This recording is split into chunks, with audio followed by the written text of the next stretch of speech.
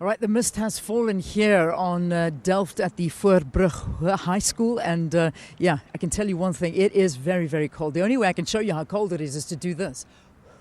Looks like I'm smoking a cigarette, but I'm not. Trust me, that's how cold it is here. Anyway, let's take a trip away from where we are right now and just go down the road to a place called Blikkiesdorp. Now, Blikkiesdorp, very, very interesting place. And it's quite near Delft here. And there were a lot of people that were relocated there very, very temporarily for approximately 6 months. Well, let's talk 9 years later. These people are still there. And this was really just meant to be a temporary place for them. The Symphony Way Temporary Relocation area is what it was called, and it still stands, and the reality is it appears to be growing. Let's take a look and see what the problem there is.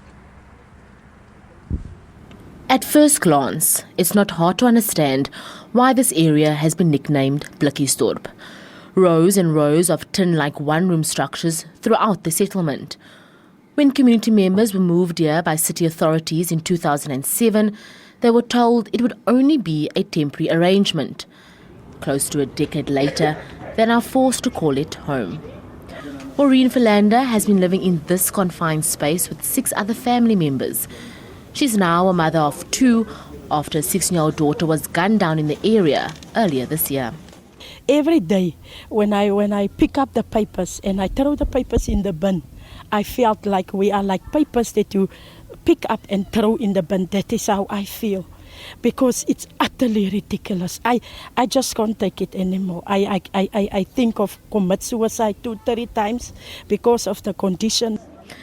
Philander described the situation as a sin.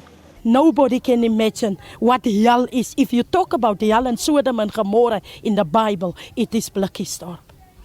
But some are trying to make the best of a bad situation. Shahid Hutzenberg seeks out a daily living as the local barber. He says he's happy to serve the community while also putting bread on the table for his family. If you do nothing in Blikkiesdorp, you'll end up like a gangster or something, or selling drugs. So that's why I decided to open a barbershop. The city of Cape Town says it has plans in place to address the situation of the residents. It was never meant for people to be permanently in Blikkiesdorp. It's a TRA, a temporary relocation area. So people will be moved from Blikkiesdorp to housing opportunities as they become available. So people have moved to Roosendaal, people have moved to Delft. There are more people who are due to go to housing opportunities in Delft. So people do work through the system.